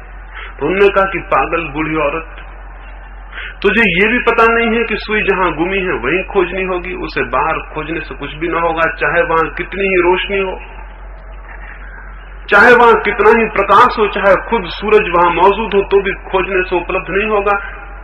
खोजने के पहले जानना जरूरी है कि खोया कहां है। खोजने के पहले जानना जरूरी है कि चीज खोई कहां गई है। और इसके पहले कि मैं दूसरों के मकानों में खोजने चला जाऊं, क्या ये उचित नहीं होगा कि मैं अपने मकान में खोज लूं? ये जमीन बहुत बड़ी है, और अगर मैं इसमें खोजने निकल गया तो मेरे मकान का नंबर मेरे जीवन में शायद ही आ पाए। इसलिए उचित है कि मैं पहले मकान में खोज लूं और फिर बाहर की यात्रा पर जाऊं। लेकिन हम सारे लोग बाहर की यात्रा पर निकल जाते हैं बिना उसमें खोजे जो कि हमारा मकान है, जहां की हम हैं। तो वो स्त्री ने कहा कि मैं तो जैसी दुनिया करती है वैसा ही मैंने सोचा, सारी दुनिया बाहर खोजती है और कोई भी तो ये नहीं पूछता कि खोया कहां है। तो मुझसे ही क्यों व्यर्थ की बातें पूछ रहे हो कि सुई कहां खोई है? जहां खोज सकती हूं वहां खोज रही हूं। खोने का सवाल ही कहां है? कोई पूछता ही नहीं कि खोने का कोई सवाल है। लेकिन हमें लगेगा कि बूढ़ी स्त्री गलती कर रही है। असल में बूढ़ी स्त्री दिखाना चाहती है कि हम गलती कर रहे हैं। उसने उन युवकों से कहा कि मित्रों, तुम भी यही कर रहे हो और सभी लोग बाहर खोज रहे हैं बिना ये पूछे कि कहां खोया है। हम सारे लोग खोजेंगे धन में, यश में, और तरह की संतुष्टियों में, और तरह के सुखों में, और अंततः हम पाएंगे कि हाथ रिक्त रह गए हैं, खाली रह गए, क्योंकि हमने एक बुनियादी प्रश्न अपने से नहीं पूछा कि हम जिसकी खोज कर रहे हैं उसे खोया कहां है। निश्चित आप कहेंगे अगर हम ये भी पूछें कि उसे कहां खोया है तो भी क्या होगा? बहुत कुछ होगा। अगर हम ये पूछें कि हम किस बात की खोज कर रहे हैं। बहुत कम लोग हैं जो अपने से ठीक ठीक स्पष्ट पूछते हो कि वो जीवन में क्या खोज रहे हैं, क्या खोज रहे हैं हम। और अगर हमें ये भी ज्ञात नहीं कि हम क्या खोज रहे हैं तो ये दौड़ बिल्कुल अंधी और पागल है। ये बिल्कुल विक्षिप्त दौड़ है, ये बिल्कुल मैडनेस है जो हम कर रहे हैं, और इसके अंत में कोई हल नहीं हो सकता, कोई समाधान नहीं हो सकता। इसलिए बहुत लोग जीते हैं लेकिन बहुत कम लोग जीवन के अर्थ को उपलब्ध हो पाते हैं। बहुत लोग दौड़ते हैं लेकिन बहुत कम लोग मंजिल को उपलब्ध हो पाते हैं। बहुत लोग चलते हैं लेकिन बहुत कम लोगों का चलना सार्थक हो पाता है। कोई कहीं पहुंचते हैं, ऐसे बहुत थोड़े लोग होते हैं, जबकि सबकी संभावना है कि प्रत्येक पहुंच जाए। दमिश्क में एक बादशाह हुआ। एक रात उसने स्वप्न देखा, कोई अंधेरी छाया पीछे खड़ी है, उसके कंधे पर हाथ रखे। उसने पूछा, तुम कौन हो? उस छाया ने कहा, मैं हूं तुम्हारी मौत, और आज सांझ सूरज ढलने के पहले ठीक जगह पर पहुंच जाना और ठीक जगह पर मिल जाना। देखो कहीं ऐसा ना हो कि भूल जाओ, कहीं ऐसा ना हो कि ठीक जगह पर न पहुंच पाओ। ठीक जगह पर मिल जाना, इसी बात की चेतावनी देने में सपने में आई हूं। उस राजा की नींद खुल गई। मौत के भय से किसकी नींद न खुल जाएगी? लेकिन हम में से बहुत ऐसे हैं जो मौत सामने खड़ी हो तो भी सोए रह सकते हैं। ऐसे तो मौत सामने खड़ी है और हम सोए हैं। लेकिन उस राजा की नींद खुल गई, वो सपना टूट गया। आधी रात थी। उसने अपने राजधानी के विचारशील वृद्ध लोगों को उसी वक्त बुला भेजा, ज्योतिषियों को, दार्शनिकों को बुला भेजा और उनसे पूछा कि स्वप्न का क्या अर्थ है। देखा है मैंने स्वप्न, अंधेरी कोई छाया मेरे पीछे कंधे पर हाथ रखे खड़ी है। और मैंने पूछा कौन हो, तो उसने कहा मृत्यु हूं तुम्हारी, और आज सांझ सूरज ढलने के पहले ठीक जगह पर मिल जाना। देखो कहीं भूल चूक ना हो जाए, इसीलिए चेतावनी देने आई हूं। वे गांव के पंडित और विचारशील लोग अपनी पोथियों को खोलकर विचार करने में लग गए, स्वप्न का क्या अर्थ हो सकता है। उनकी पोथियां बहुत बड़ी थी, जैसी कि पोथियां हमेशा बड़ी होती हैं। वे ग्रंथ उनके बहुत बड़े थे और उन ग्रंथों की भाषा बहुत उलझी हुई थी, और उस ग्रंथों में से अर्थ निकालना बहुत दुरूह था। और अर्थ भी निकल आए तो उन सब वृद्ध जनों का सहमत हो जाना और भी कठिन था। और सांझ बहुत करीब थी, सूरज बहुत जल्दी ढल जाएगा और विराम नहीं लेगा और विश्राम नहीं करेगा, और जल्दी ही सांझ आ जाएगी। और किताबों में खोजने वाले वे विचारशील लोग शायद ही किसी नतीजे पर पहुंच पाए। उस राजा के वृद्ध वजीर ने कहा, इन्हें खोजने दो और सोचने दो, सांझ बहुत जल्दी आ जाएगी और इनसे कोई समाधान मिलना कठिन है, क्योंकि 5000 साल हो गए पंडित सोच रहे हैं और आज तक किसी समाधान पर नहीं पहुंचे, और हजारों ग्रंथ लिखे गए और हजारों दर्शन, हजारों फिलसफा पेश किए गए, लेकिन कोई सहमति नहीं हो सकी। पंडित आपस में सहमत नहीं है, इसलिए इनके चक्कर में मत पड़ो। उस राजा ने पूछा, फिर मैं क्या करूं? उसके वजीर ने कहा, अच्छा यही होगा कि तेज से तेज घोड़ा लेके तुम इस महल से जितने दूर निकल सको निकल जाओ। सांझ करीब है और सूरज जल्दी ढल जाएगा और मौत निश्चित वक्त पर आ सकती, तो तुम निकल जाओ दूर, जितने दूर जा सको इस महल से। ठीक थी ये बात, विचारकों पर निर्भर होना खतरनाक था। विचारक कभी किसी निष्कर्ष पर न पहुंचे हैं और न पहुंचेंगे। राजन, सुबह होती थी, अभी अंधेरा था, तेज से तेज घोड़ा बुलवाया, उस घोड़े पर बैठा और उसने भागना शुरू किया। उसने अनेक बार अपनी पत्नी से कहा था, तेरे बिना एक क्षण भी जी नहीं सकता हूं, लेकिन उस सुबह पत्नी की याद उसे भूल गई। मौत के क्षण में किसी की याद रह जाती। उसने अपने मित्रों से कहा था, तुम्हारे बिना जीवन व्यर्थ है, लेकिन उन मित्रों से विदा लेना उस दिन वो भूल गया। मौत के वक्त कौन किससे विदा लेता है? उसने अपने तेज घोड़े, उस दिन न तो उसे तपती हुई दोपहरी पता चली, सूरज आकाश में जलता था, उसे ख्याल भी ना आया, पसीना धारों से बहता था, उसे पता भी ना चला। मौत सामने खड़ी हो तो क्या पता चलता है? उस दिन वो ना तो रुका छाया में विश्राम करने, न उसे प्यास लगी, न उसे भूख लगी। एक क्षण को भी रुकना खतरनाक था, एक क्षण भी खोना खतरनाक था। जितने दूर बन सके निकल जाना जरूरी था। वो भागता रहा, भागता रहा, भागता रहा, और सूरज ढलने के पहले सैकड़ों मील दूर निकल गया। वो खुश था। जैसे जैसे सूरज ढलने लगा वो प्रसन्न था। काफी दूर निकल आया था, और सूरज जब ढलता था तो उसने एक गांव के बाहर एक बगीचे में अपने घोड़े को बांधा, रात विश्राम की तैयारी की। वो काफी दूर निकल आया था और अब कोई भी भय न था। सूरज की आखिरी किरणें डूबने लगी। वो घोड़ा बांध ही रहा था कि उसे लगा कोई कंधे पर हाथ रखे हुए खड़ा है। उसने पीछे लौट के देखा, वही अंधेरी छाया खड़ी थी। उसने पूछा, तुम कौन? उसने कहा, तुम पहचाने नहीं, रात सपने में भी मैं आई थी। मैं मौत हूं और मैं तुम्हारे घोड़े को धन्यवाद देती हूं। मैं बहुत चिंतित थी, इसी जगह पहुंच के तुम्हें मरना था, और मैं चिंतित थी कि तुम पहुंच सकोगे या नहीं पहुंच सकोगे। घोड़ा बहुत तेज है तुम्हारा, बहुत लाजवाब है। सूरज ढलने के पहले उसने तुम्हें ठीक जगह पहुंचा दिया। मैं तुम्हारे घोड़े को धन्यवाद देती हूं।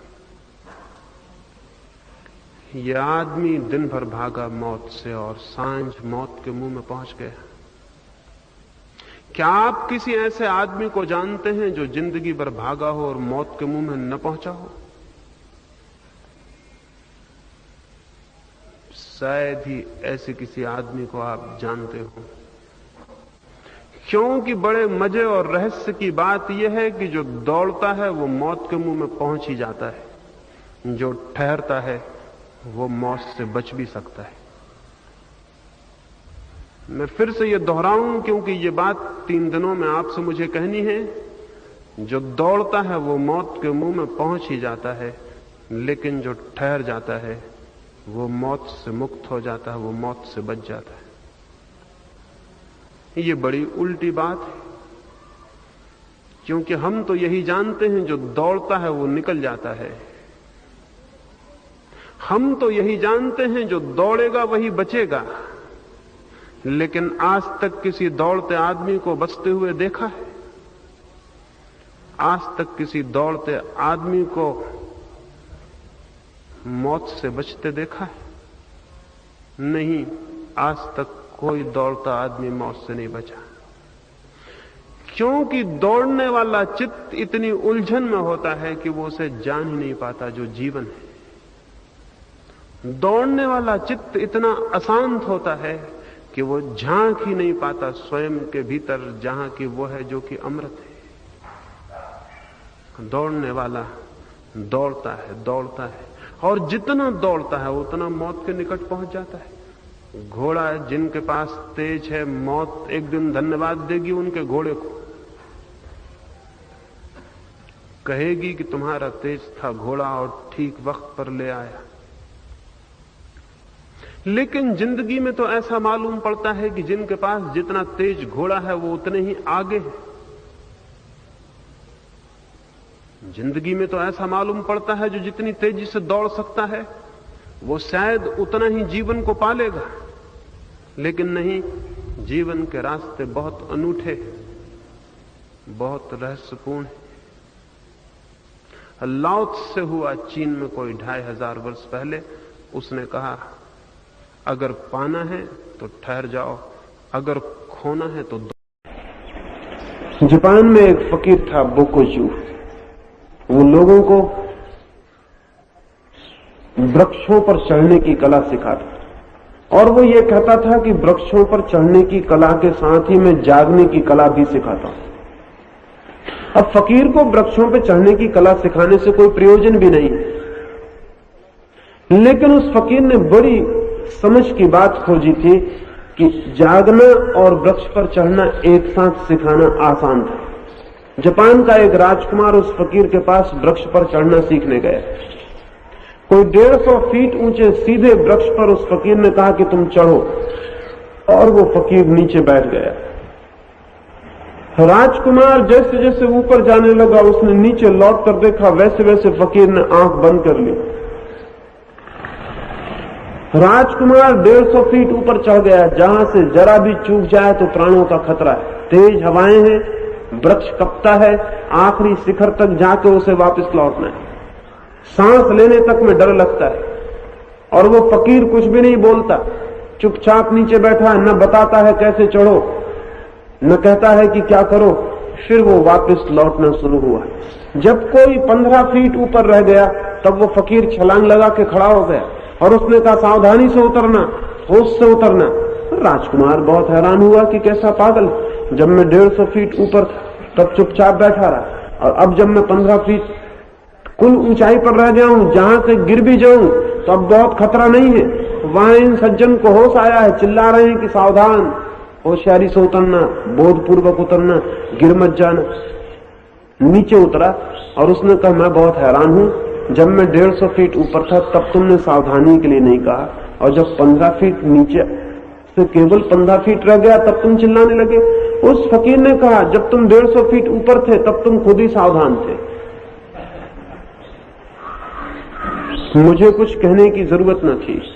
खतरा इतना ज्यादा था कि तुम खुद ही जागे हुए रहे होगे। लेकिन जैसे जैसे तुम जमीन के करीब आने लगे, मैंने देखा कि नींद ने पकड़ना तुम्हें शुरू कर दिया है, तुम्हारा होश खो रहा है। उस फकीर ने कहा जिंदगी भर का मेरा अनुभव है, लोग जमीन के पास आके गिर जाते हैं, ऊपर से कभी कोई नहीं गिरता। ऊपर इतना खतरा होता है कि आदमी जागा होता है। और उस राजकुमार से उसने कहा कि तुम सोचो, जब तुम 150 फीट ऊपर थे, हवाएं जोर की थी और वृक्ष कपता था, तब तुम्हारे मन में कितने विचार चलते थे। उसने कहा विचार, एक विचार नहीं चलता था, बस एकमात्र होश था कि जरा चूक न जाऊं। मैं उस वक्त पूरी तरह जागा हुआ था। तो उस फकीर ने पूछा उस जागन में तुम्हें कोई विचार नहीं थे, मन अशांत था, दुखी था, परेशान था, स्मृतियां आती थी, भविष्य की कल्पना आती थी? उसने कहा कुछ भी नहीं आता, बस मैं था, 150 फीट की ऊंचाई थी, प्राण खतरे में, वहां कुछ भी ना अतीत था ना भविष्य था, बस वर्तमान था, वही क्षण था, और कपती हुई हवाएं थी और प्राण का खतरा था, और मैं था, और मैं पूरी तरह जागा हुआ था। उस फकीर ने कहा तो तुम समझ लो, अगर इस तरह तुम 24 घंटे जागे रहने लगो तो तुम उसे जान लोगे जो आत्मा है। इसके अतिरिक्त तुम नहीं जान सकते हो। ये जान के हैरानी होगी कि बहुत बार खतरों में आदमी को आत्मा का साक्षात्कार हो जाता है, और ये भी जान के हैरानी होगी कि खतरे का जो हमारे भीतर आकर्षण है वो आत्मा को पाने का ही आकर्षण है। खतरे का भी एक आकर्षण है, डेंजर का भी एक आकर्षण है हर एक के भीतर। और जब तक आदमी में थोड़ा बल होता है, खतरे का एक मोह होता है, खतरे को स्वीकार करने की एक इच्छा होती है। एक आदमी था, अभिनेता, उसने अमेरिका में रह के लाखों रुपए कमाए, जापानी था, फिर लौटता था वापस, तो उसने सोचा सारी दुनिया घूमता हुआ चलूं। सारी संपत्ति कोई 80 लाख रुपए लेकर लौटता था। अब उसने ख्याल छोड़ दिया था काम करने का, अब रुपए कमा लिए थे, अब चुपचाप एक झोपड़ा बनाकर कहीं जंगल में रहेगा। वो पेरिस रुका आके अपनी यात्रा में। जिस होटल में ठहरा था उस होटल में किसी परिचित ने कहा कि पेरिस आए हो तो पेरिस के जुआ घर देखना बहुत जरूरी है, उनको बिना देखे व्यर्थ है, पेरिस तुमने देखा ही नहीं, तो पेरिस का जुआ घर जरूर देख लो। उस आदमी ने कहा मैंने कभी जुआ नहीं खेला, लेकिन तुम कहते हो तो चलो चलता हूं। वो पेरिस के बड़े जुआ घर में गया और उसने जाके 80 लाख रुपए एक ही साथ दांव पर लगा दिए, जितना लाया था कमा। उसके मित्र ने कहा क्या पागलपन करते हो, पागल हो गए हो, इतना बड़ा दांव पेरिस के जुआ घर में कभी भी नहीं लगाया गया, एक ही दांव और इकट्ठा, और उसके पास एक पैसा नहीं बचता है पीछे। पर उस अभिनेता ने कहा अगर दांव ही लगाना है तो पूरा लगाना चाहिए, नहीं तो दांव का मजा ही नहीं आएगा। उसने वो 80 लाख रुपए का दांव लगा दिया और हार गया। उस जुआ घर से होटल तक लौटने के लिए पैसा भी मित्र से उधार लेने पड़े। सन्नाटा छा गया होटल में और सभी लोगों ने समझा कहीं वो आदमी मर न जाए, इतना बड़ा धक्का होगा उसको। रात जाके वो अपने होटल में सो गया। संयोग की बात किसी दूसरे जापानी ने उस रात आत्महत्या की पेरिस में। सुबह अखबारों ने खबर छाप दी कि फला फला अभिनेता ने आत्महत्या कर ली, क्योंकि पक्का ही हो गया कि वही होगा, दूसरा कौन होगा। सुबह जब वो उठा उसने अखबार पढ़ा तो उसमें छपा है कि उसने आत्महत्या कर ली। वो बहुत हैरान हुआ। उसने मैनेजर को बुला के कहा कि किसने अखबार में खबर छाप दी कि मैं मर गया। मैं मरा नहीं, मैंने कल आत्महत्या नहीं की, जुए के दांव के वक्त मुझे पहली बार आत्मा का साक्षात्कार हो गया। जब मैंने सब दांव पर लगा दिया तो श्वास भी मेरी रुक गई, विचार भी मेरे रुक गए, एक क्षण को दुनिया मिट गई मेरे लिए, दांव ही रह गया। मैं उसी पर जागा हुआ रह गया क्योंकि पूरे जीवन का सवाल था। और उस मौन में, उस जागृति में मैंने जो जाना है वो 80 लाख से बहुत ज्यादा का है। मैंने कुछ खोया नहीं, मरने का सवाल नहीं है। मैंने कुछ पा लिया जो जिंदगी भर में मुझे कभी भी जिसकी सुगंध नहीं मिली थी। आप जान के हैरान होंगे कि जुए का मोह और मजा, खतरे का मोह और मजा भी मनुष्य की आत्मा को जानने की गहरी प्यास से ही पैदा होता है। पहाड़ों पर चढ़ने की इच्छा, समुद्रों में तैरने की इच्छा, खतरों में उतरने की इच्छा, युद्धों के मैदान पर चले जाने की इच्छा भी मनुष्य के आत्म साक्षात्कार की किसी तीव्र कामना से पैदा होती है। क्योंकि लाखों वर्ष के अनुभव के बाद मनुष्य को यह पता चला है कि कभी कभी खतरों में धुआं छूट जाता है, नींद टूट जाती है और वो जो भीतर है उसकी झलक मिल जाती है। लेकिन वो खतरे के कारण नहीं मिलती, वो मिलती है जागरण के कारण। खतरे में जागरण हो जाता है और झलक मिल जाती है। जैसे कोई आदमी अचानक आपकी छाती पर छुरा लेके खड़ा हो जाए तो शायद एक सेकंड को विचार बंद हो जाएंगे, विचार चलेंगे उस क्षण जब कोई छाती पर छुरा लेके खड़ा हो गया, विचार बंद हो जाएंगे, नींद रहेगी उस वक्त, बेहोशी रहेगी, जैसे छुरे की धार काट देगी सारी नींद को। भीतर कोई चीज जग जाएगी जैसी कभी नहीं जगी थी। लेकिन खतरा सवाल नहीं है, असली सवाल जागरण। एक छोटी सी कहानी और अपनी चर्चा की आज मैं पूर्ति करूंगा। एक फकीर एक रात सोया और उसने सपना देखा कि वो किसी नई दुनिया में आ गया है। न तो ऐसे लोग उसने देखे थे, न ऐसे दरख्त, न ऐसे चांद, न ऐसे तारे, ऐसी बात ही नहीं देखी थी।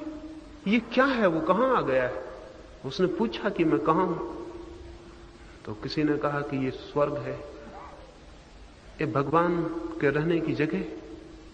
वो बहुत खुश हुआ, जीवन भर से उसी की प्रार्थना करता था, उसी की तलाश में था। उसने पूछा कि इतना बड़ा जुलूस, इतने लोग, ये कहां जा रहे हैं? ये जलसा क्या है? तो किसी ने बताया आज भगवान का जन्मदिन है, उसका समारोह स्वर्ग में मनाया जा रहा है। वो और भी खुश हुआ कि मैं अच्छे दिन आया हूं, भगवान को भी देख लूंगा, जलसे को भी देख लूंगा। और फिर बड़ी भीड़ आई और रथ पर सवार कोई बहुत अलौकिक, बहुत प्रतिभावान व्यक्ति आया। उसने पूछा क्या यही भगवान है? किसी राहगीर ने कहा नहीं, ये भगवान नहीं, ये तो राम है। और उनके पीछे राम को पूजने और प्रेम करने वाले लोग हैं करोड़ों करोड़ों। और वो हिस्सा निकल गया और फिर और भीड़ आई और घोड़े पर सवार कोई वैसा ही महिमाशाली व्यक्ति। पूछा ये कौन है? तो कहा मोहम्मद है। फिर को भीड़ निकली, उनके मानने वाले, उनको पूजा करने वाले। और फिर क्राइस्ट हैं और बुद्ध हैं और महावीर हैं और कतार लगी और उनके लाखों करोड़ों मानने वाले लोग उनके पीछे हैं। और वो थक गया और पूछता रहा भगवान कहां है, भगवान कहां है? लेकिन कोई भगवान का तो कोई जुलूस निकलता नहीं मालूम हुआ। जुलूस खत्म हो गया, लोग छट गए, रास्ते धीरे धीरे उजड़ गए। वो फकीर खड़ा रहा और आखिर में उसने देखा एक पुराने से घोड़े पर एक बूढ़ा सा आदमी है, उसके पीछे कोई भी नहीं। तो उसे बहुत हंसी आई देखकर कि ये कौन पागल है जो अकेले ही बैठा हुआ घोड़े पे चला जा रहा है, जिसके साथ भी कोई नहीं है। उसने किसी राहगीर, अंतिम जाते राहगीर से पूछा कि ये कौन है? तो उसने कहा हो ना हो ये भगवान होने चाहिए, क्योंकि उनसे ज्यादा अकेला दुनिया में और कौन है। उसने और किसी से पूछा तो पता चला कि निश्चित ही ये भगवान है। उसने पूछा इनके साथ कोई भी नहीं?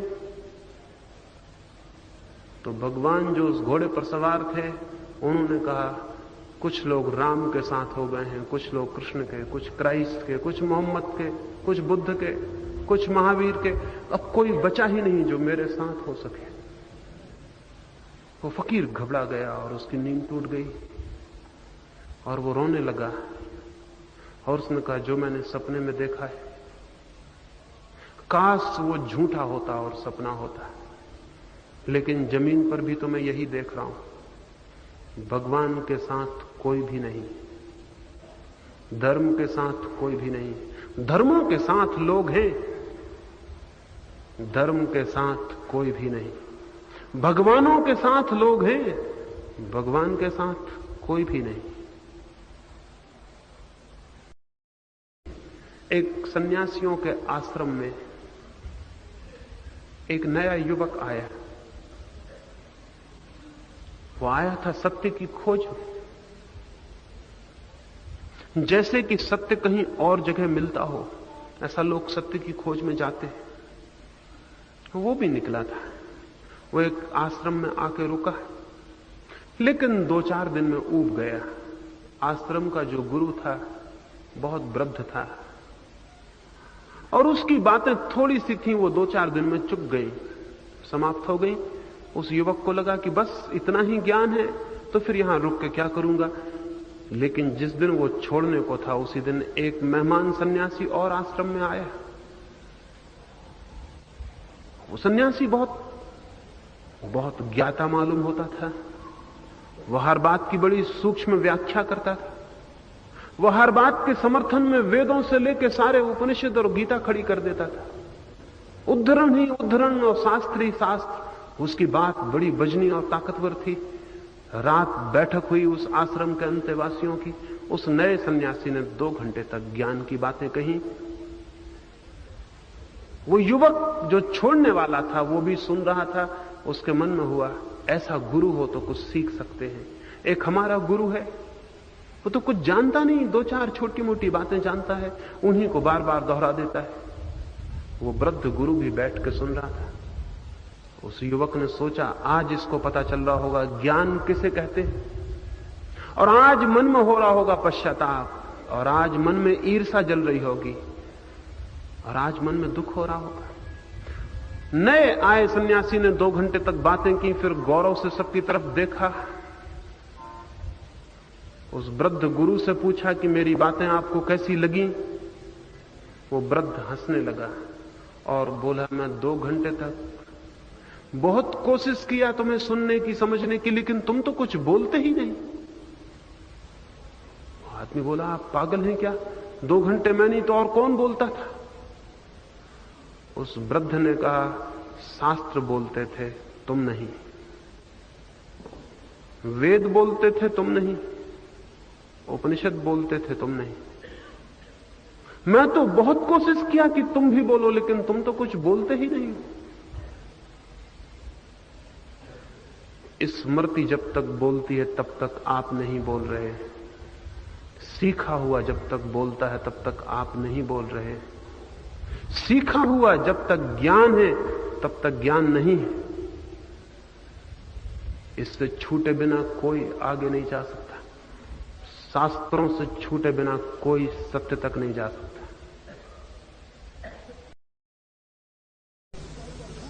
मैंने सुना है मुल्ला नसरुद्दीन लखनऊ के एक नवाब का नौकर था।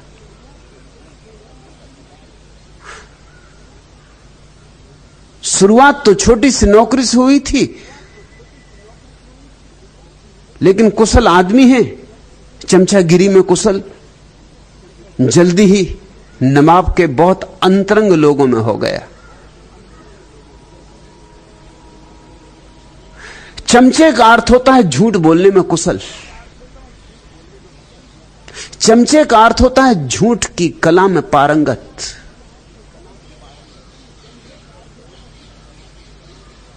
चमचे का अर्थ होता है अंधे को नैन सुख कहे या अंधे को प्रज्ञा चक्षु कहे। चमचे का अर्थ होता है कुरूप को सौंदर्य की गरिमा दे, महिमा दे, गीत गाए जो गालियों के भी योग्य नहीं है, उसके लिए गीत गाए। मुल्ला जल्दी ही सीढ़ियां चढ़ा, बहुत जल्दी नवाब का सबसे अंतरंग मित्र हो गया। ऐसा अंतरंग कि नवाब उसके बिना उठे नहीं, बैठे नहीं। ऐसा अंतरंग कि रात सोए भी नवाब तो मुल्ला भी उसी कमरे में सोए। एक दिन दोनों खाना खाने बैठे। नवाब को सब्जी बहुत पसंद आई।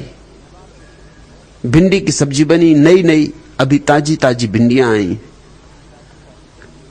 नवाब ने कहा मुल्ला को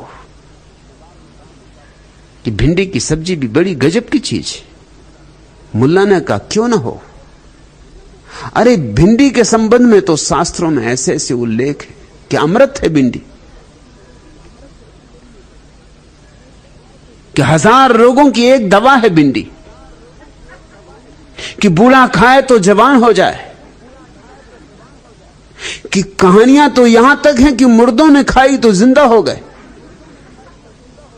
जितना झूठ बोल सकता था भिंडी के संबंध में बोला। रसोई ने भी सुन लिया कि भिंडी तो अद्भुत चीज है, और नवाब ने भी माना। रसोईया रोज भिंडी बनाने लगा। अब एक दिन भिंडी हो तो चल जाए, दूसरे दिन भिंडी हो तो चला लो, तीसरे दिन मुश्किल होने लगे। जब 7वें दिन फिर भिंडी बनी तो नवाब ने थाली फेंक दी। कहा ये क्या मचा रखा है, क्या मुझे मारोगे? भिंडी भिंडी भिंडी। मुल्ला नसरुद्दीन एकदम आग बबूला हो गया। उसने भी अपनी थाली फेंक दी। उसने कहा ये रसोईया पागल है। अरे भिंडी जहर है। शास्त्रों में तो साफ लिखा है कि जवान खाएं तो बूढ़े हो जाएं, और बूढ़े खाए कि मरे। बच्चों ने खाई है, बाल सफेद हो गए। नवाब ने कहा, अरे नसरुद्दीन, और 7 दिन पहले तो तुम कुछ और कहते थे। नसरुद्दीन ने कहा, मालिक मैं आपका गुलाम हूं, भिंडी का नहीं।